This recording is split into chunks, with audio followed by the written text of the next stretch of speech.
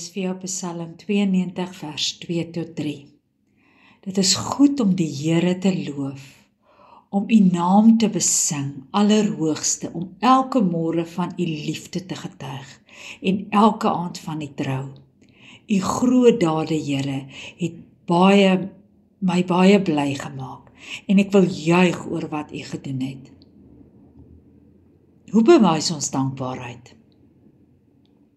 Dankbaarheid is nie net 'n emosie nie, maar moet oorgaan tot aksie. Dankbaarheid inspireer my om my geloof uit te leef, om saam met ander gelowiges Sondag God te loof en te dank vir sy genade. Lief te wees vir God se kinders. Iets van die baie wat ek ontvang, terug te gee met my 10de en elke dag met vreugde te leef. Uit die Bybel blyk dit dat 'n mens dit veral op die volgende maniere kan doen.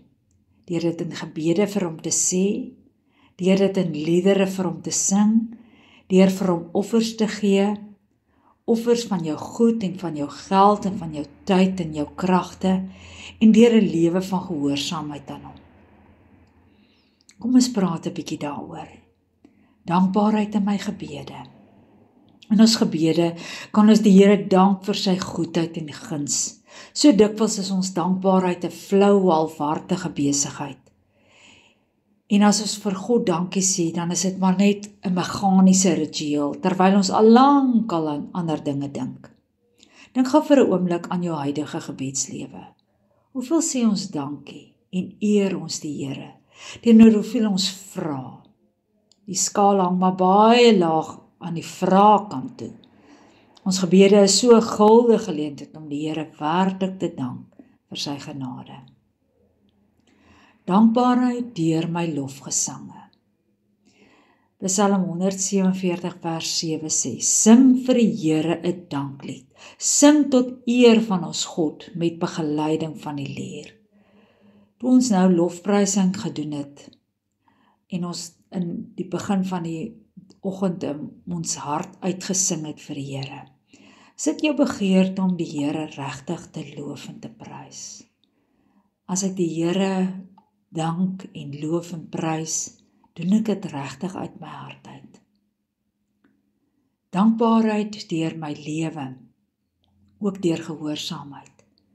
Dankbaarheid beteken natuurlik nie alleen om lofgesange aan hom te sing nie, maar ook om die Here te dank in gehoorsaamheid. Dit beteken ook dat ek dit prakties moet uitleef. Die Here het jou gered van 'n ewige dood. Daarvoor is hy gegeesel, gespot, verwerp, verloon, gekruisig. Dit is nie 'n eenvoudige redding nie. Hoeveel dankbaarheid moet ek nie aan hom betoon nie. Dit behoort natuurlik te wees om die Here te dank. Dankbaarheid moet oorgaan in gehoorsaamheid. Dit is 'n paslike reaksie op God se genade.